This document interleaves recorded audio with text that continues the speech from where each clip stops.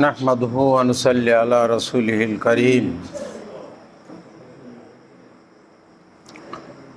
अल्लाहुम्मा सल्लि अला सय्यिदिना व शफीअना व हबीबना व हबीब रब्बिना व मौलाना मुहम्मद व अला आलिहि व अस्हाबिहि व बारिक व सल्लिम। मुअज़्ज़ज़ व मुहतरम हाज़िरीन, আল্লাহ পাক রব্বুল আলামিনের দরবারে লাখো কোটি শুকরিয়া, যিনি আমাদেরকে একত্রিত হইয়া দিনের ফিকিরে দিনকে উদ্দেশ্য করিয়া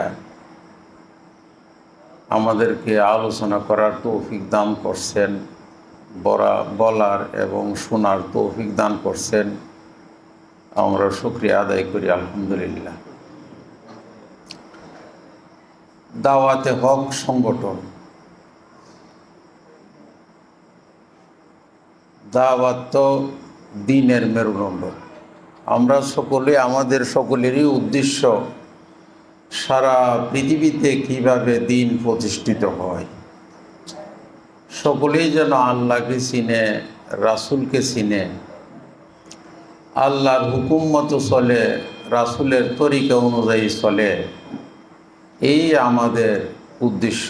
যত সংগঠন, যত মাদ্রাসা, মসজিদ, দাওয়াত ও তাবলীগ, হেফাজতে ইসলাম, যত ইসলামী দলগুলি আছে, সকলেরই উদ্দেশ্য একটা, ওই দাওয়াতে হক, হকের দাওয়াত দেওয়া, সত্যের দাওয়াত দেওয়া। সঠিক সত্য হইল দিন, আর এই দিনের দাওয়াতই আমাদের উদ্দেশ্য। আর দাওয়াত হইল দিনের মেরুদণ্ড। দাওয়াত থাকবে তো দিন থাকবে, দাওয়াত থাকবে না, দিন থাকবে না।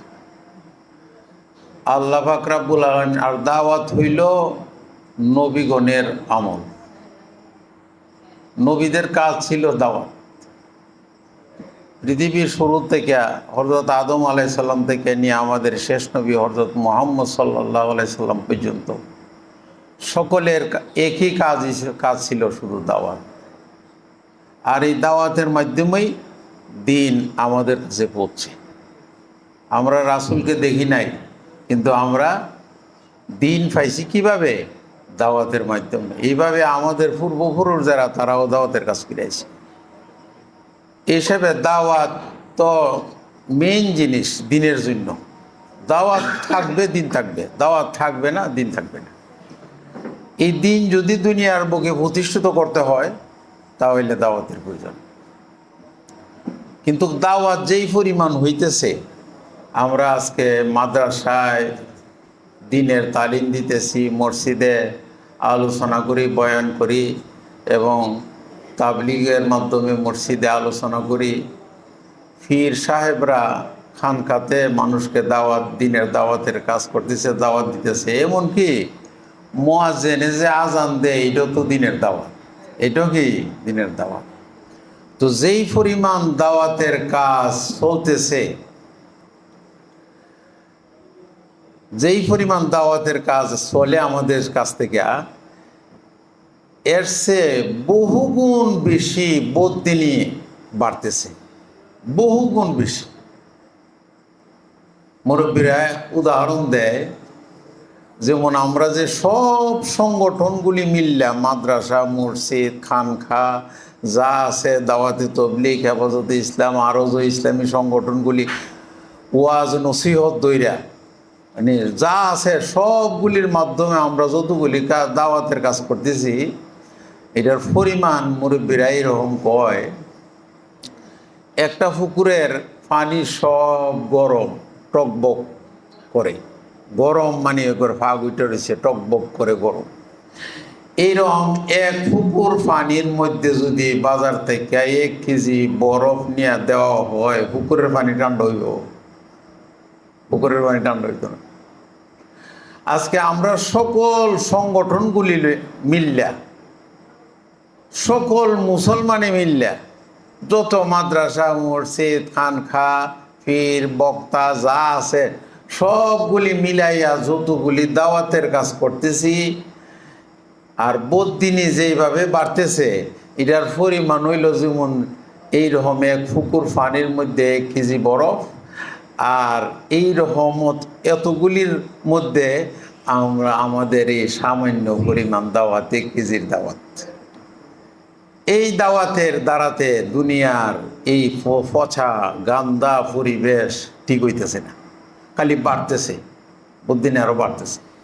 এই কারণে নিয়তকে সহি করিয়া আসলে দিনই উদ্দেশ্য প্রত্যেকটা মানুষ আল্লাহকে চিনুক, নামাজি হইয়া যাক, রোজা রাখুক, এইরকম এইভাবে দিশ করিয়া কাজ করিয়া যাইতে হইব। প্রত্যেকটা মানুষকে নামাজের দাওয়াত দিতে হইব, আমলের দাওয়াত দিতে হইব, ইমানের দাওয়াত দিতে হইব। এইভাবে যদি আমরা দাওয়াতের কাজ সবসময় করি, আরও বাড়াইয়া, এই তুরা টুকটাক করলে তো হইতো না, আরও বাড়াইয়া ব্যাপকভাবে দাওয়াতের কাজ যদি শুরু করে দেই, আশা করি যদি কিছুটা আশা করা যায়। বাকি আল্লাহ পাক রব্বুল আলামিন আপনি আমাদের চেষ্টা এবং আমলের দ্বারাতে আল্লাহ যদি পছন্দ করিয়া আমাদের এই চেষ্টারে আল্লাহ এটার মধ্যে বরকত দিয়া সারা পৃথিবীর মানুষও হেদায়েত করে দিতে পারে, তো আল্লাহর কাছে আমরা তৌফিক চাবো এবং সহি নিয়তে একমাত্র উদ্দেশ্য আল্লাহকে খুশি করা, এই নিয়তে আমরা কি করব, দাওয়াতের কাজ করব। ইনশাল্লাহ সব ভাই রাজি আছি তো? ইনশাল্লাহ যারা যেখানে যে জায়গাতে আসি সবখানেই হেবা করবে।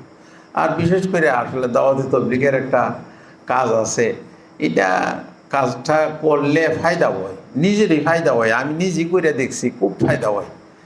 আমিও এইরকম এই কাজের মধ্যে এই কাজ করার আগে আমি যেরকম আসলাম, কাজ করার পরে আমার মধ্যে যেতটুকু ইমান এবং আইসে আগে এরকম আসিল না। কাজে এটার মধ্যেও যেখানে দাওয়াতের তবলিগের জমাত যায়, গেলে লোকের সাথে চলাফেরা করে তাদেরকেও কিছু শিখান, তারাও দূর থেকে আসে শিখবার জন্য। এই দেশে আলেম ওলামা আছে, এরা যদি মসজিদে যাইয়া সুন্দর করে একটা করে এই একটু দাওয়াতের কাজ করে বা ওনাদেরকে শিখায়, ওনারা খুশি হইব। দূর থেকে তো আসে, নিজেই ভাগ করে খায়, নিজে সব কিছু নিজেরই বিছানা সব, যা কার খরচ করতে হয় না। কাজে এইভাবে আমরা সব যত সংগঠন আছে সব সংগঠনরে আমরা এরকমভাবে উৎসাহ দিয়া বা সংগঠনের সাথে জড়িত হইয়া আমরা ইনশাল্লাহ কাজ করিয়া যাইতাম। আল্লাহ পাক রব্বুল আলামিন আপনি আমাদেরকে তৌফিক দান করুন, আমিন। তো আপনারা